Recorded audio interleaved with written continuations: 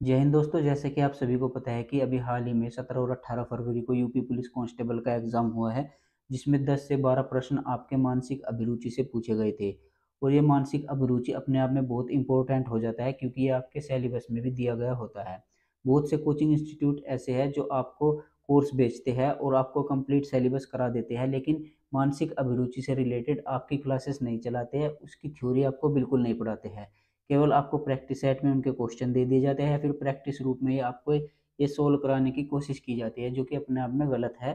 क्योंकि ये इतने अच्छे टॉपिक्स हैं, इनको पढ़ाना बहुत ज़रूरी होता है, और ये वास्तव में ऐसे टॉपिक है जिनको अगर आप एक बार अच्छे से पढ़ लेंगे तो आपकी समझ में बिल्कुल आ जाएंगे, और आप देखेंगे कि वाकई में ये टॉपिक ऐसे हैं जिनके बारे में हमको पता होना चाहिए। तभी हम अपने व्यक्तित्व का विकास कर सकते हैं, अपनी किसी भी कार्य में हम जी जान लगाकर मेहनत तभी कर सकते हैं जब हम इन टॉपिक्स को पढ़ेंगे और उनके बारे में समझेंगे।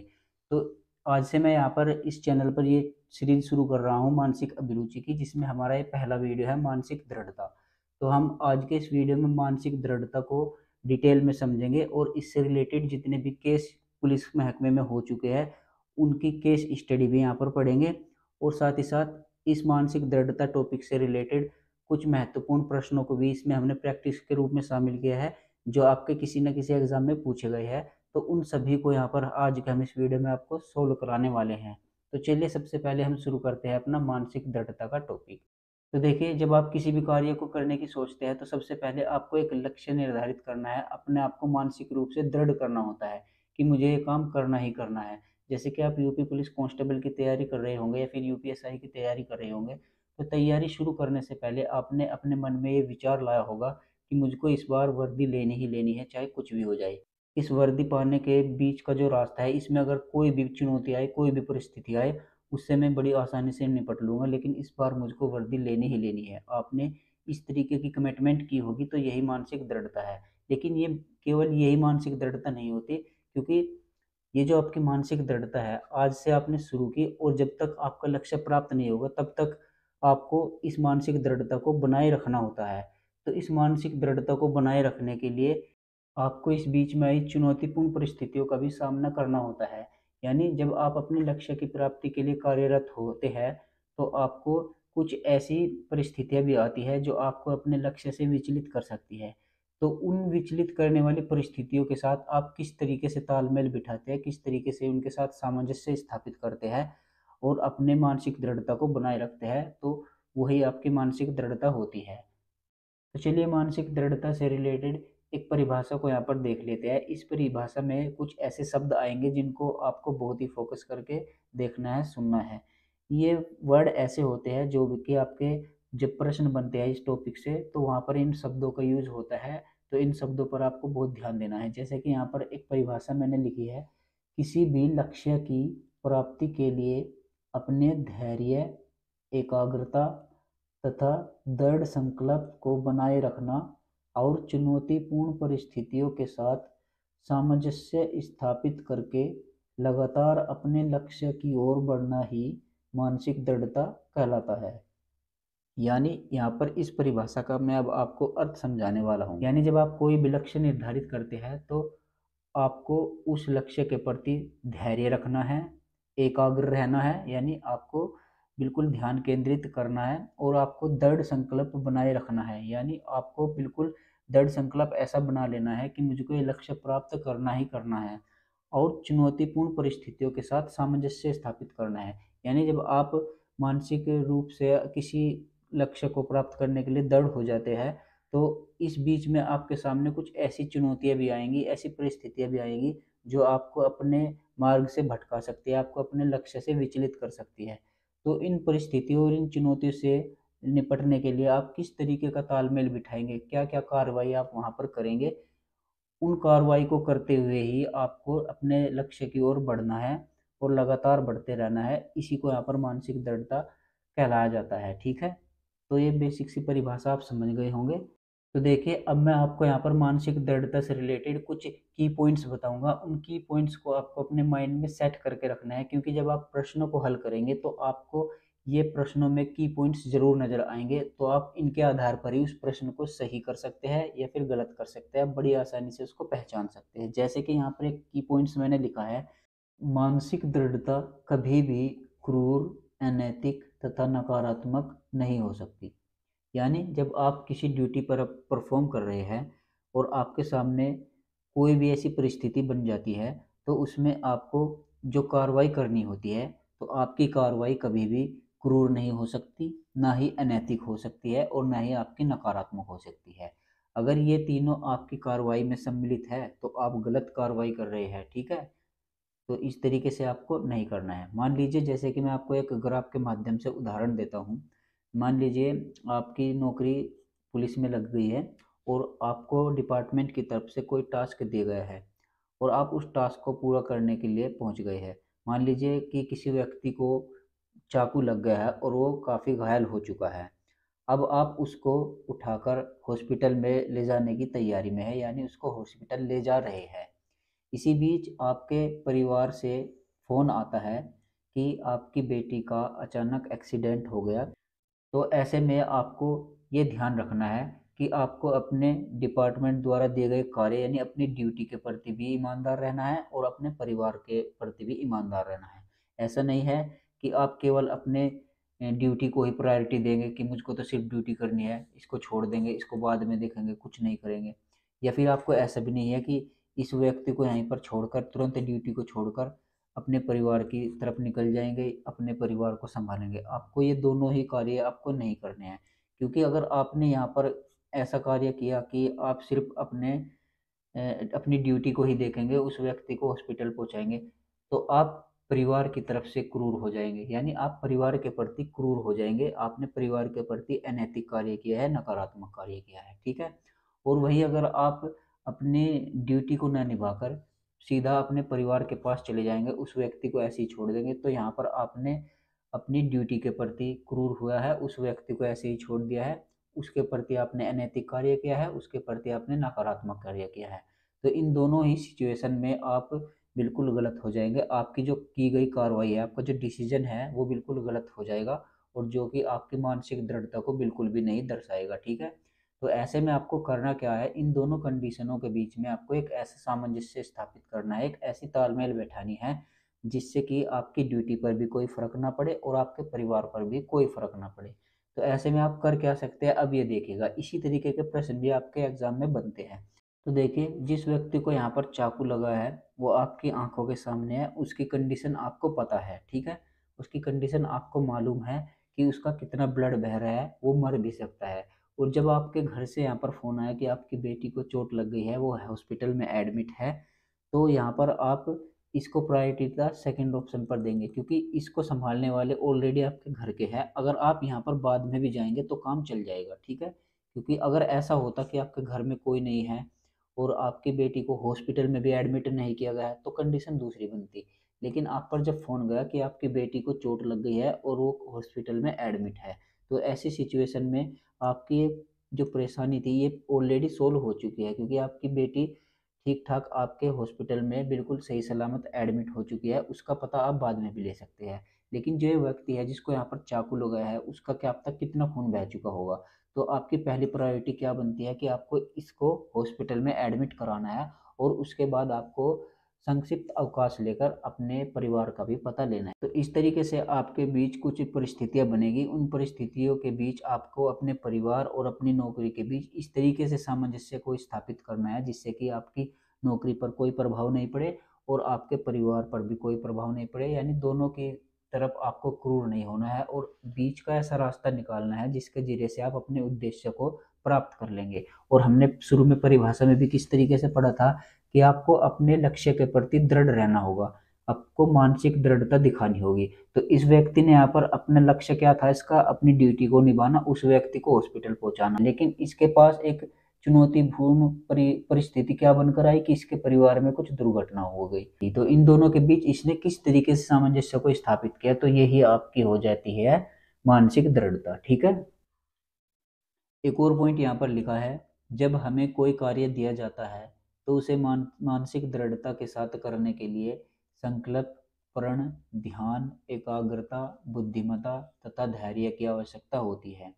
यानी जब हम कोई भी उद्देश्य को निर्धारित करते हैं और उस उद्देश्य को निर्धारित करने के लिए बीच में हम जो भी क्रियान्वय करते हैं, जो भी प्रयास करते हैं, या फिर कोई भी कार्यवाही करते हैं, उस कार्रवाई को अगर हम मानसिक दृढ़ता के गुणों को फॉलो करते हुए करते हैं, तो हम अपने उद्देश्य की प्राप्ति कर लेते हैं, जिससे कि हमें आत्मविश्वास मिलता है, सेल्फ कॉन्फिडेंस मिलता है। लेकिन वही हम अगर उसी उद्देश्य को पूरा करने के लिए मानसिक दृढ़ता के गुणों को फॉलो नहीं करते हैं, तो हम अपने उद्देश्य से विचलित हो जाते हैं। तो यहाँ पर दो कंडीशन बनती है, एक हो गई आपकी मानसिक दृढ़ता के गुण कौन कौन से होते हैं, और एक हो गई आपकी मानसिक दृढ़ता को विचलित कौन कौन से कारक करते हैं। तो आइए एक एक करके दोनों के बारे में जानते हैं। सबसे पहले देखते हैं कि मानसिक दृढ़ता से युक्त व्यक्ति के अंदर कौन कौन से गुण होने चाहिए। तो यहाँ पर जो भी मैं आपको ये वर्ड बताऊंगा, इनको आपको ध्यान रखना है, क्योंकि जब आप प्रश्नों को हल करेंगे तो वहाँ पर इन शब्दों का प्रयोग होगा। जैसे कि मैं यहाँ पर आपको दिखाता हूँ, सत्यनिष्ठा। तो देखिए, मानसिक दृढ़ता से युक्त व्यक्ति के अंदर एक गुण होना चाहिए आपका सत्यनिष्ठा, यानी सत्य के प्रति निष्ठा होनी चाहिए, उसको हमेशा सच बोलना चाहिए। और दूसरा है यहाँ पर आपका आत्म प्रेरणा, यानी उसको अपने आप ही प्रेरणा लेनी चाहिए, अपनी आत्मा से ही उसको प्रेरणा लेनी चाहिए कि चल तू ये काम कर सकता है, चल हम ये जरूर कर सकते हैं, इस बार हम यूपी पुलिस की वर्दी जरूर ले सकते हैं। इस तरीके से आत्म प्रेरणा कहा जाता है, ठीक है। इसी तरीके से यहाँ पर एक भावनात्मक परिपक्वता, ठीक है। और एक है यहाँ पर सकारात्मक दृष्टिकोण, ठीक है। आपको अपने उद्देश्य के प्रति सकारात्मक दृष्टिकोण बनाए रखना आता है कि हम ये काम कर सकते हैं, हम नहीं करेंगे तो और कौन करेगा, ठीक है। इस तरीके से आपको अपने अंदर कोई भी नेगेटिविटी नहीं लानी होती है कि यार ये हमसे तो नहीं होगा, हम कैसे करेंगे, ना ना, ऐसा बिल्कुल नहीं करना है। आपको सकारात्मक रहना होगा, ठीक है। और एक आपका है यहाँ पर निरंतरता, आपको निरंतरता दिखानी होगी, कंटिन्यूटी बनाकर रखनी पड़ेगी। आप जो भी अपना कार्य कर रहे हैं, जिस भी आप उद्देश्य में लगे हुए हैं, उसके प्रति आपको निरंतरता तो दिखानी ही होगी। जैसे कि आप अगर पुलिस की तैयारी कर रहे हैं, तो आपको कंटिन्यू रोज डेली पढ़ना पड़ेगा, आपको निरंतर पढ़ना पड़ेगा। आपको ऐसा नहीं है कि आज पढ़ लिया, 2 दिन छोड़ दिया, तीसरे दिन पढ़ लिया। अगर आप ऐसे करेंगे तो आप अपने उद्देश्य को प्राप्त नहीं कर पाएंगे। अगर आप निरंतरता से अभ्यास करेंगे, पढ़ेंगे, तो आप एक न एक दिन अपनी वर्दी को जरूर पालेंगे, ठीक है। तो निरंतरता जरूरी है। उसके बाद है आपकी प्रतिबद्धता, यानी आपको अपने कार्य के प्रति प्रतिबद्ध होना पड़ेगा। आपको अपने कार्य के प्रति जिम्मेदारी लेनी पड़ेगी कि मैंने इस कार्य की जिम्मेदारी ली है तो ये मुझको करना है। ऐसा नहीं है कि ये छोड़, मुझसे नहीं होता, मेरे बस की नहीं है, मैं छोड़ देता हूँ, चलो, ऐसा ऐसा बिल्कुल नहीं करना है। अगर आप ऐसा करेंगे तो आप अपने लक्ष्य से विचलित हो जाएंगे, ठीक है। और आपको यहाँ पर अगला पॉइंट है आत्मविश्वास। आपके अंदर आत्मविश्वास होना चाहिए, सेल्फ कॉन्फिडेंस होना चाहिए। तो ये कुछ महत्वपूर्ण गुण हैं जो आपके मानसिक दृढ़ता से युक्त व्यक्ति के अंतर्गत होने चाहिए, ठीक है। उसके बाद देखते हैं यहाँ पर मानसिक दृढ़ता को प्रभावित करने वाले कारक, यानी जब आप अपने उद्देश्य की प्राप्ति के लिए स्ट्रगल करते हैं, उसके बीच में यहाँ पर कुछ ऐसे कारक होते हैं जो आपकी मानसिक दृढ़ता को प्रभावित करते हैं। जैसे कि यहाँ पर इसको हम दो भागों में बांटते हैं। एक हो गया आपके आंतरिक कारण, आपके अंदर ही ये कारक होते हैं मानसिक दृढ़ता को जो कमजोर करते हैं। और एक होते हैं आपके बाह्य कारक। ये कुछ कारक ऐसे होते हैं जो बाहर से आते हैं, जो आपकी मानसिक दृढ़ता को कमजोर करते हैं। अब आंतरिक कारक कौन कौन से होते हैं, जैसे कि डर। अगर आपके अंदर डर है तो आपका ये आंतरिक कारक हुआ, और आपकी मानसिक दृढ़ता इस डर की वजह से कमजोर हो जाएगी। जैसे कि आपको डर लग रहा है कि यार कैसे होगा, 50 लाख फॉर्म भर चुके हैं, मेरा होगा कि नहीं होगा, इस तरीके से अगर आपके मन में विचार आते हैं, तो ये आपका डर है और ये आपकी मानसिक दृढ़ता को कमजोर करता है, ठीक है। इसी तरीके से आपका ऊपर दबाव, मान लीजिए आप पुलिस में आप नौकरी कर रहे हैं और आप पर कोई दबाव बना रहा है कि आपको ये काम करना है, आपका कोई उच्च अधिकारी हो सकता है, आपका कोई रिलेटिव हो सकता है। तो इस तरीके के अगर आप दबाव महसूस करते हैं, आप दबाव में आ जाते हैं, तो ये आपकी मानसिक दृढ़ता को प्रभावित कर देता है, यानी आपकी मानसिक दृढ़ता यहाँ पर कमजोर हो जाती है, ठीक है। तो आपको दबाव में नहीं आना है, डरना बिल्कुल नहीं है, ठीक है। उसी प्रकार यहाँ पर सहनशीलता, अगर आपके अंदर सहनशीलता नहीं है तो भी आपकी मानसिक दृढ़ता कमजोर पड़ जाती है, ठीक है। मान लीजिए आप ड्यूटी पर है और आपके थाने में यहाँ पर बहुत सारी भीड़ इकट्ठा हो गई है, और आपको अचानक से गाली गलौज कर रही है, खूब गाली दे रही है, और आपसे उनकी गाली गलौज सहन नहीं होती, आपने गुस्से से उन पर फायरिंग कर दी और 3-4 व्यक्तियों की जान चली गई। तो ऐसे में आपने बहुत गलत किया है, क्योंकि भीड़ पर गोली नहीं चलाई जाती, ठीक है। सेल्फ डिफेंस में आप गोली चला सकते हैं, लेकिन भीड़ पर आप बिल्कुल भी गोली नहीं चला सकते, ठीक है। तो अगर आपके अंदर सहनशीलता बहुत ज़रूरी होनी चाहिए। उसी प्रकार आपके पास बौद्धिकता होनी चाहिए, आपके अंदर बुद्धि भी होनी चाहिए, ठीक है। आपको जो भी कार्य करना है उसको आप बौद्धिकता से करना होता है। उसके बाद है यहाँ पर रूढ़िवादिता, आपको रूढ़िवादिता नहीं होना है, यानी आप किसी रीति रिवाज को नहीं मानने वाले होने चाहिए। आप ऐसा नहीं है कि अपनी रूढ़िवादिता अपनी ड्यूटी पर दिखा रहे हैं, ठीक है। उसके बाद यहाँ पर व्यवहारिक पक्ष, आपको किसी का पक्ष वगैरह नहीं लेना है। अगर आप इस तरीके से पक्षपात करेंगे तो आपकी मानसिक दृढ़ता कमजोर हो जाएगी। तो ये तो हो गए आपके इस साइड के आंतरिक कारक। अब देखिए बाह्य कारक भी होते हैं जो आपकी मानसिक दृढ़ता को कमजोर करते हैं। अब बाह्य कारक कौन कौन से होते हैं, जैसे कि आपको कोई रिश्वत की पेशकश करता है, मान लीजिए आप थाने में है और ड्यूटी कर रहे हैं, कोई आपको रिश्वत देने की कोशिश करता है, तो अगर आप उससे रिश्वत एक्सेप्ट कर लेते हैं तो आपकी मानसिक दृढ़ता कमजोर हो जाती है। और अगर आप रिश्वत नहीं लेते हैं, चाहे आपको कोई कितने भी पैसे दे, आप बिल्कुल रिश्वत नहीं लेते, अपनी ड्यूटी बड़ी ईमानदारी से करना चाहते हैं, तो आप मानसिक रूप से दृढ़ व्यक्ति होते हैं। उसी प्रकार आपको ट्रांसफर की धमकी, मान लीजिए कोई एमएलए का बेटा या कुछ भी हो जाता है, नेता वगैरह के होते हैं जो आपको ट्रांसफर की करने की धमकी देते हैं, तो आपको ट्रांसफर करने की अगर धमकी मिलती है और आप उन धमकियों से डर जाते हैं तो भी आपकी मानसिक दृढ़ता कमजोर पड़ जाती है। उसी तरीके से अधिकारियों का दबाव, कुछ अधिकारी ऐसे होते हैं जो आप पर दबाव बनाने की कोशिश करेंगे कि आपको ये काम करना है, अन्यथा मैं आपको ट्रांसफर कर दूंगा, आपका तबादला कर दूंगा, ऐसे ऐसे दबाव देते हैं ना, तो आपको उनके दबाव में भी नहीं आना है, ठीक है। उस प्रकार यहाँ पर करीबी व्यक्ति का भावनात्मक दबाव, मान लीजिए आपका कोई करीबी व्यक्ति है तो आप पर इस तरीके से दबाव बनाता है कि प्लीज मैं तो तेरा भाई हूँ या फिर मैं तेरा सगा संबंधी हूँ, कुछ मेरे लिए हेल्प करते, तो आपको इस तरीके के दबाव में भी नहीं आना है। अगर आप इस तरीके के करीबी व्यक्ति के दबाव में भी आ जाते हैं तो आपकी मानसिक दृढ़ता यहाँ पर कमजोर हो जाती है। और एक और है यहाँ पर आपका धार्मिक, राजनीतिक और जातिगत दबाव।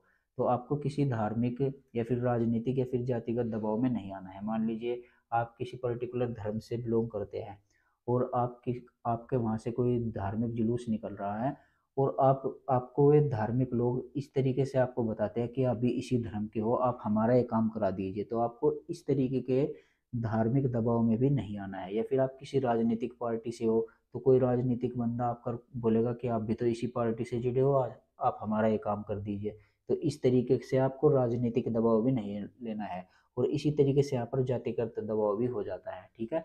तो उम्मीद करता हूँ ये मानसिक दृढ़ता को प्रभावित करने वाले आंतरिक कारक और बाह्य कारक भी आप समझ गए होंगे, ठीक है। ये जो जितने भी पॉइंट मैं आपको बता रहा हूँ ये आपके प्रश्नों में बहुत हेल्प करेंगे। आप ऐसा नहीं सोचेगा कि इनको पढ़कर आप क्या कर रहे हैं, बोर हो जाएंगे, जी नहीं। अगर आप ऐसा सोच रहे हैं तो आप बिल्कुल गलत कर रहे हैं।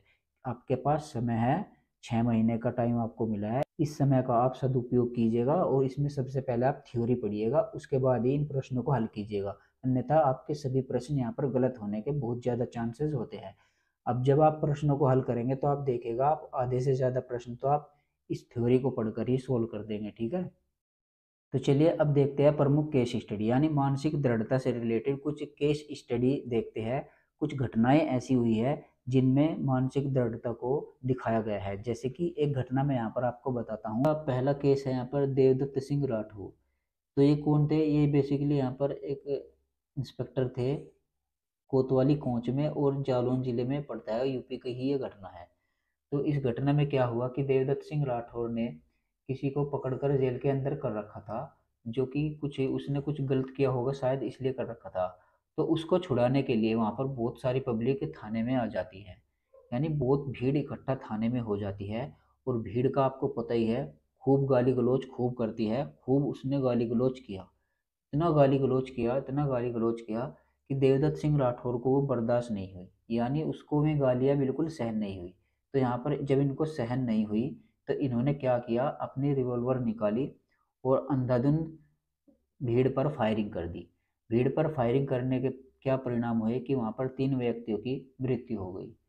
भीड़ पर फायरिंग करने के बाद 3 व्यक्तियों की मृत्यु हो गई, तो अपने आप में वहां पर हाहाकार मच गया। तो यहाँ पर देखने वाली हमारी सिर्फ ये बात है कि जब इन्होंने भीड़ को देखा और भीड़ ने इनको गाली गलौज किया तो वहां पर ये सहन नहीं कर पाए। तो सहन नहीं कर पाए तो इसका मतलब क्या है कि इनके अंदर सहन शक्ति नहीं थी। तो मैंने आपको बताया था अभी सहनशीलता होनी चाहिए, तो सहनशीलता इनके अंदर नहीं थी, तो ये मानसिक रूप से पहले तो यहाँ पर ही कमजोर हो गए, ठीक है। तो इनके अंतर्गत इनके अंदर क्या नहीं थी, सहनशीलता। और दूसरा कारण यहाँ पर ये हो गया कि आप सेल्फ डिफेंस में गोली चला सकते हैं, लेकिन आप भीड़ पर गोली नहीं चला सकते। उसके दूसरे भी तरीके यहाँ पर थे, दूसरे तरीके हो सकते थे, लेकिन आपको भीड़ पर गोली नहीं चलानी चाहिए। क्योंकि जब इनको अरेस्ट किया गया और कोर्ट में ले जाया गया, तो कोर्ट ने इनको दोषी करार पाया। अब देखिए, कोर्ट जो होता है वो बहुत सोच समझ कर निर्णय देता है। तो हम यहाँ पर ये नहीं कह सकते कि इन्होंने सेल्फ डिफेंस में गोली चलाई थी, क्योंकि भीड़ जो है सिर्फ गाली गलौज कर रही थी, कोई दंगा वगैरह नहीं कर रही थी या फिर उनको मारने की कोशिश नहीं कर रही थी। तो इस वजह से कोर्ट ने इनको दोषी करार पाया और इनको उम्र कैद की सजा हुई। और इनका जो अभी हाल ही में इनकी मृत्यु हुई है, जेल में ही, जेल के अंदर ही इनकी मृत्यु हो गई है। तो यहाँ पर जो इन्होंने निर्णय लिया था भीड़ पर गोली चलाने का, तो ये सरासर गलत था, क्योंकि इनके अंदर सहनशीलता नहीं थी, इन्होंने अपनी सहनशीलता को खो दिया था। और ये इतने आक्रामक हो गए थे, इतने आक्रामक हो गए थे कि अंदर ही रिवॉल्वर लेकर ताने खड़े थे, जो भी अंदर जाएगा उसको ही सीधा ही ठोक देंगे। इतना तगड़ा माहौल इन्होंने यहाँ पर क्रिएट कर दिया था। हालांकि इस मामले को शांत करने के लिए जिले के डीएम यहाँ पर गए, उन्होंने इनसे बात की, और उन्होंने जो बात की उस बात से आपको अनुकूलन की क्षमता के बारे में पता चलेगा। कल को जो मैं वीडियो लाऊंगा वो अनुकूलन की क्षमता के ऊपर ही लाऊंगा, और इसी केस स्टडी के बारे में आपको बताऊंगा, जिसमें आपके जो डीएम साहब है उन्होंने किस तरीके से अपने अनुकूलन का परिचय दिया था। तो जब हम अनुकूलन की क्लास करेंगे उसमें भी इस केस स्टडी को लेंगे और वहाँ पर डीएम साहब के अनुकूलन की क्षमता आपको बताएंगे। तो उन्होंने बड़ी ही चतुराई से, बड़ी बड़ी ही अनुकूलन के उनके अंदर गुण था, उस गुण से इनके हाथ से रिवॉल्वर ली और इन्हें तुरंत गिरफ्तार करके कोर्ट ले जाया गया। ठीक है। तो इस तरीके से यहाँ पर देवदत्त सिंह राठौर जो थे, उन्होंने यहाँ पर भीड़ के ऊपर गोली चलाई और वहाँ पर 3 व्यक्तियों की मृत्यु हो गई, जिससे इनको आजीवन कारावास हुआ और उनकी जेल के अंदर ही मृत्यु हो गई। तो यहाँ पर इस केस स्टडी से हमको यही पता चलता है कि अगर आप मानसिक रूप से दृढ़ होना चाहते हैं तो आपके अंदर सहनशीलता का गुण होना चाहिए। एक और केस स्टडी यहाँ पर है सहारनपुर पीवीआर व्हीकल। तो ये देखिए, ये जो केस स्टडी है ये आप वाकई में एक महत्वपूर्ण उदाहरण है, जिससे कि आपका ये टॉपिक बहुत ही आसानी से क्लियर हो जाएगा। तो देखिए, एक पुलिसकर्मी थे, वो सहारनपुर में तैनात थे। 112 नंबर की जो पुलिस वैन चलती है, इस पर वे तैनात थे। तो यहाँ पर एक व्यक्ति को चाकू लगा हुआ था, मैंने अभी पीछे भी जो उदाहरण दिया था वो यही वाला दिया था। तो एक व्यक्ति को यहाँ पर चाकू लगा हुआ था जो काफी घायल था। तो ये पुलिसकर्मी उस घायल व्यक्ति को ले जाकर हॉस्पिटल में एडमिट करने जा रहा था। तो जब ये उस व्यक्ति को, चाकू लगे व्यक्ति को हॉस्पिटल लेके जा रहा था, तो इसके पास तुरंत फोन जाता है कि आपकी बेटी की जो है मृत्यु हो गई है, उनका एक्सीडेंट हो गया और वे तुरंत ही वहां पर मर गई है। तो इस व्यक्ति की चतुराई देखिए, इस व्यक्ति के अंदर कितनी सहनशीलता है, कितनी इसके अंदर प्रतिबद्धता है अपने काम के लिए, और किस तरीके से इसने सामंजस्य को स्थापित किया। अब देखने वाली बात यही है। तो देखिए, जब इस व्यक्ति को पता लगा कि इसकी बेटी वहां पर एक्सीडेंट होकर तुरंत मर गई, तो आप सोचिएगा, आप ऐसी सिचुएशन में होते तो आप क्या करते? आप क्या करते? इस व्यक्ति को यहीं पर छोड़ देते और तुरंत अपनी बेटी का पता लेने जाते, या तो आप ये कंडीशन फॉलो करते, या फिर आप किसी दूसरे व्यक्ति को जो आपका सहकर्मी होता उसको फोन करते, उसको बुलाते कि आइए आप इस व्यक्ति को हॉस्पिटल पहुंचाइए, मेरे परिवार में ऐसी ऐसी दिक्कत हो गई है, मुझको वहां जाना पड़ रहा है। या फिर आप ये दूसरी कंडीशन फॉलो करते, ठीक है। या फिर आप ऐसी कंडीशन फॉलो करते कि इस तथ्य को छुपा लेते, यानी आपकी बेटी की जो मृत्यु हो गई इसको आप छुपा लेते डिपार्टमेंट से, और सीधा इस अपने कार्य को फॉलो करते। तो ये तीसरी कंडीशन हो जाती।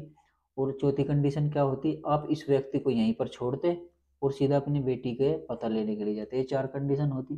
तो ये चारों की चारों आपकी गलत हो जाती, ठीक है। क्योंकि पहली कंडीशन, अगर आप व्यक्ति को ऐसे ही छोड़कर जाएंगे, क्योंकि आसपास आपके कोई दूसरा पुलिसकर्मी तो है नहीं, और जब तक कोई दूसरा पुलिसकर्मी आप फोन करके बुलाते तब तक ये वाला व्यक्ति भी मर सकता था, ठीक है।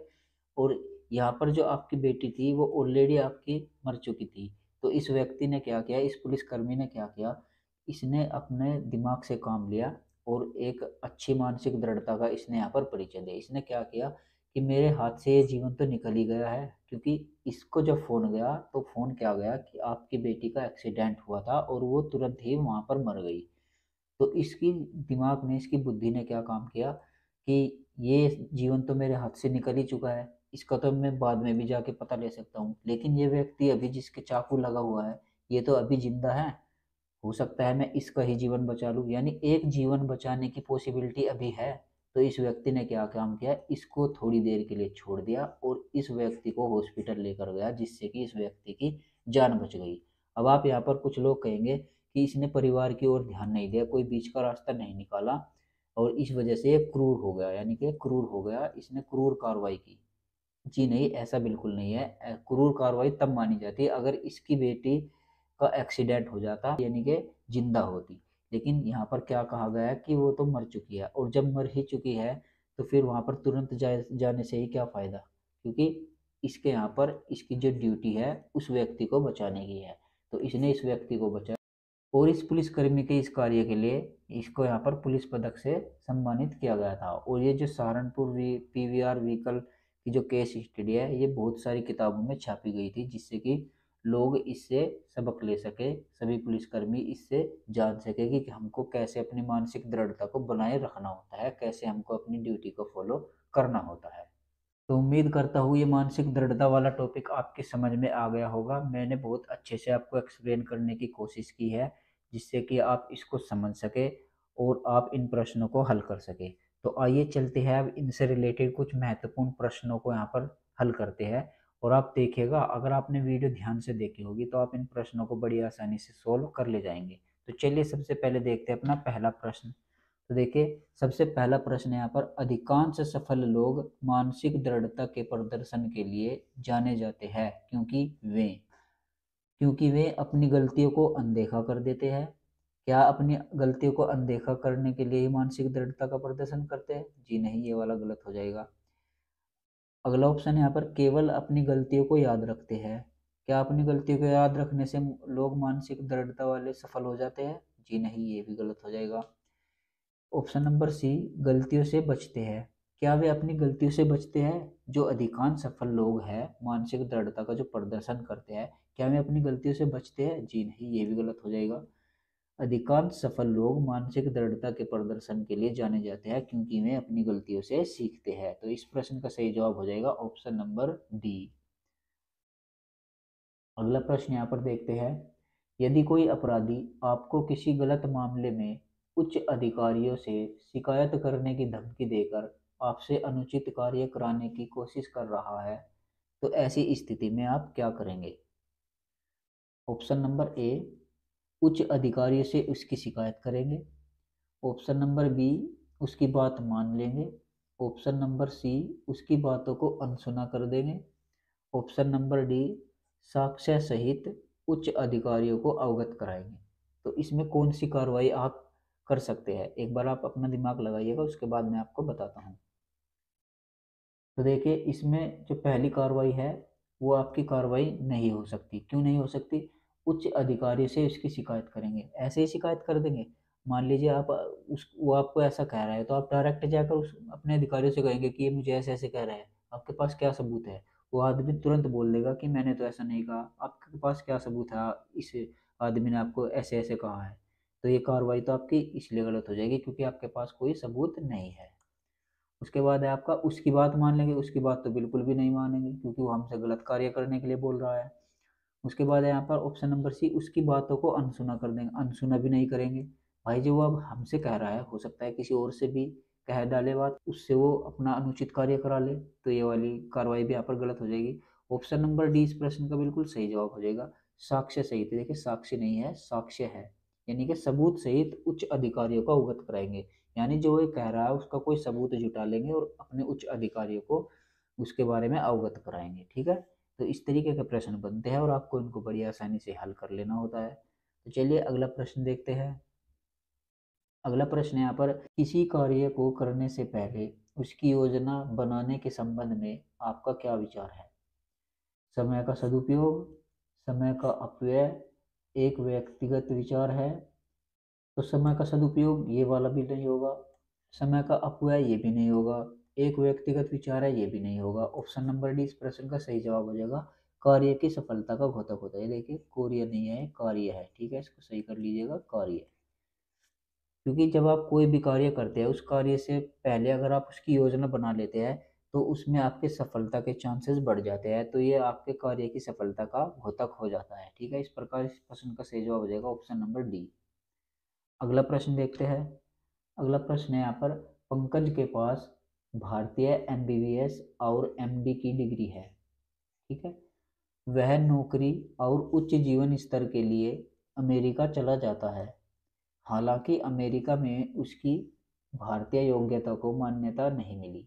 यानी भारत में उसने जो एमबीबीएस और एमडी की डिग्री की है, उसकी उन डिग्रियों को अमेरिका में मान्यता नहीं मिली और उसे नौकरी मिलना मुश्किल हो रहा है। और अब उसको नौकरी मिलना भी अमेरिका में मुश्किल हो रहा है। तो नौकरी मिलने के लिए पंकज को क्या करना चाहिए? ऑप्शन नंबर ए, भारत आकर पुरानी नौकरी करे। उसने शुरू में क्या उद्देश्य बनाया था कि मुझको अमेरिका में जाकर नौकरी करनी है अपने उच्च जीवन के लिए, ठीक है। तो वो भारत वापस आएगा, ये वाला तो उसका बिल्कुल कथन गलत हो जाएगा। अगर वो भारत वापस आएगा तो उसकी मानसिक दृढ़ता कमजोर है, क्योंकि वो लक्ष्य को बीच में छोड़कर ही वापस आना चाहता है, तो ये तो आपका गलत हो जाएगा, ठीक है। दूसरा है यहाँ पर, अन्य नौकरी ढूंढे और जो मिले उसे कर ले। ऐसा भी नहीं है, क्योंकि उसने एमबीबीएस और एमडी की डिग्री की है, यानी वो किसी विशेष नौकरी की तलाश में है, उसका कोई विशेष उद्देश्य है और अपने विशेष उद्देश्य को छोड़कर किसी दूसरे उद्देश्य के पीछे नहीं लगा जा सकता। तो ये वाला ऑप्शन भी यहाँ पर गलत हो जाएगा। उसके बाद है ऑप्शन नंबर सी, भारत वापस आकर अमेरिकी परीक्षा को पास करने का प्रयास करें। अब भारत वापस कैसे आएगा? भारत तो वापस उसको आना ही नहीं है, क्योंकि उसको तो अपना उद्देश्य अमेरिका में ही पूरा करना है, ठीक है। उसके बाद है ऑप्शन नंबर डी, कड़ी मेहनत से अध्ययन करके स्थानीय परीक्षा पास करे ताकि उसकी डिग्री को मान्यता मिल सके। ये वाला ऑप्शन सही हो जाएगा। अब कुछ लोग कहेंगे ये वाला क्यों सही हो जाएगा? क्योंकि कड़ी मेहनत से अध्ययन करके स्थानीय परीक्षा दिया गया है, और स्थानीय परीक्षा का मतलब क्या है? क्योंकि अब वो व्यक्ति अमेरिका में रह रहा है, और जब अमेरिका में रह रहा है तो स्थानीय परीक्षा यानी अमेरिका की परीक्षा पास करे, यानी वहीं रहकर अमेरिका की परीक्षा पास करे ताकि उसकी डिग्री को मान्यता मिल सके। तो इस प्रश्न का सही जवाब हो जाएगा ऑप्शन नंबर डी। अगला प्रश्न है यहाँ पर, यदि एक केस विवेचना के दौरान आपके करीबी मित्र दबाव बनाकर किसी की अनुचित सहायता करने के लिए कहते हैं तो आप क्या करेंगे? ऑप्शन नंबर ए, अपने मित्र को विश्वास में लेते हुए उसकी मदद करेंगे। जी नहीं, आपको अपने किसी करीबी मित्र के दबाव में नहीं आना है। मैंने अभी आपको मानसिक दृढ़ता को प्रभावित करने वाले कारकों में ये बताया था। आपको कोई भी दबाव नहीं लेना है। उसके बाद है, अपने मित्र से इस बारे में किसी भी तरह की बातचीत करने से इनकार कर देंगे। ऐसा भी नहीं करना है, आपको अपना तालमेल बना के रखना है। आपको क्रूर नहीं बनना है कि उससे हम बात नहीं करेंगे, बिल्कुल एक तरफा आपको निर्णय नहीं लेना है, ठीक है। उसके बाद है ऑप्शन नंबर सी, बहुत कड़ाई से उसकी विवेचना करेंगे। जी नहीं, आपको अगर आप कड़ाई से विवेचना करेंगे तो आप क्रूर हो जाएंगे, तो ये भी नहीं है। ऑप्शन नंबर डी, किसी भी प्रकार के दबाव से अप्रभावित रहते हुए उसकी सामान्य रूप से विवेचना करेंगे। बस उसकी सामान्य रूप से विवेचना कर देंगे, ऐसा नहीं है कि पूरी कड़ाई से पूरी सख्ताई से करेंगे। और कोई भी आप वहाँ पर दबाव नहीं लेंगे, ठीक है, ना ही आपको कोई दबाव लेना है। आप पर दबाव का अपने ऊपर कोई भी प्रभाव नहीं पड़ने देना है। तो इस प्रश्न का सही जवाब हो जाएगा ऑप्शन नंबर डी। अगला प्रश्न है यहाँ पर, आप एक जांच अधिकारी है, एक वीआईपी की हत्या के मामले में मुख्य आरोपी साक्ष्यों में हेरफेर करने और दोष मुक्ति सुनिश्चित करने हेतु न्यायाधीशों को प्रभावित करने के लिए भारी रिश्वत की पेशकश कर रहा है। तब आपको क्या करना चाहिए? आप इन चारों में से क्या कार्रवाई करेंगे? ठीक है। अपने स्वतंत्र पेशेवर निर्णय के अनुसार जांच करने से बचना चाहेंगे। जांच करने से क्यों बचना चाहेंगे भाई? जब आपको एक कार्य सौंपा गया है तो आप उससे बच थोड़ी सकते हैं, तो ये तो गलत हो जाएगा। ऑप्शन नंबर बी, सहमत होने का दिखावा करना चाहिए लेकिन कमजोर ढंग से घड़े गए फर्जी साक्ष्य प्रस्तुत करने चाहिए। ये भी नहीं, आप किसी को ऐसे विश्वास में भी नहीं ले सकते, ठीक है। आपको इस तरीके का दिखावा मुजरिम के प्रति नहीं करना है, ठीक है। ऑप्शन नंबर सी, अभ्रष्ट रहना चाहिए और अदालत में तथ्य को पारदर्शिता से पेश करना चाहिए। ऑप्शन नंबर डी, औपचारिकता दिखानी चाहिए लेकिन गुप्त रूप से आरोपी के खिलाफ सबूत एकत्र करने चाहिए। तो इस प्रश्न का सही जवाब हो जाएगा ऑप्शन नंबर सी। आपको अभ्रष्ट रहना है, यानी आपको भ्रष्ट नहीं बनना है, भ्रष्टाचारी नहीं बनना है, उससे कोई भी रिश्वत वगैरह नहीं लेनी है। और अदालत में जो आपको तथ्य सबूत देने हैं उनको पारदर्शी तरीके से पेश करना है, उसमें कोई भी हेरफेर आपको नहीं करनी है। ऑप्शन नंबर सी इस प्रश्न का बिल्कुल सही जवाब हो जाएगा।